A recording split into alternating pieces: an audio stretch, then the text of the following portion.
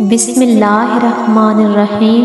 شروع اللہ کے نام سے جو تمام جہانوں کا مالک اور پروردگار ہے اور عظیم الشان ہے۔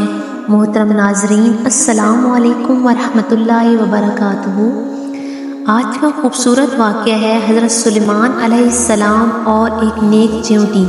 حضرت سلیمان علیہ السلام نہر کے کنارے بیٹھے ہوئے تھے کہ ان کی نگاہ ایک چیونٹی پر پڑی جو گیوں کا ایک دانہ لے کر نہر کی طرف جا رہی تھی۔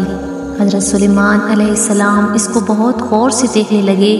جب چیونٹی پانی کے قریب پہنچی تو اچانک ایک مینڈک نے اپنا سر پانی سے نکالا اور اپنا منہ کھولا تو یہ چیونٹی اپنے دانے کے ساتھ اس کے منہ میں چلی گئی۔ مینڈک پانی میں داخل ہو گیا اور پانی ہی میں بہت دیر تک رہا۔ سلیمان علیہ السلام اس کو بہت غور سے دیکھتے رہے۔ ذرا ہی دیر میں مینڈک پانی سے نکلا اور اپنا منہ کھولا تو چیونٹی باہر نکلی، البتہ اس کے ساتھ دانہ نہ تھا۔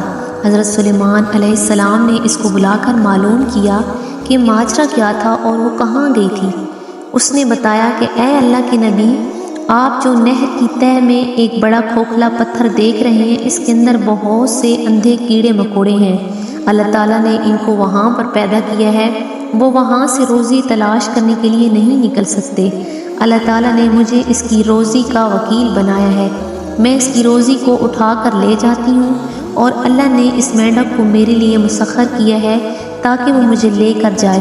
اس کے منہ میں ہونے کی وجہ سے پانی مجھے نقصان نہیں پہنچاتا، وہ اپنا منہ بند پتھر کے سوراخ کے سامنے کھول دیتا ہے، میں اس میں داخل ہو جاتی ہوں۔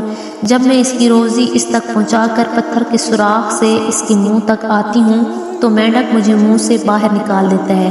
حضرت سلیمان علیہ السلام نے کہا، کیا تم نے ان کیڑوں کی کسی تسبیح کو سنا؟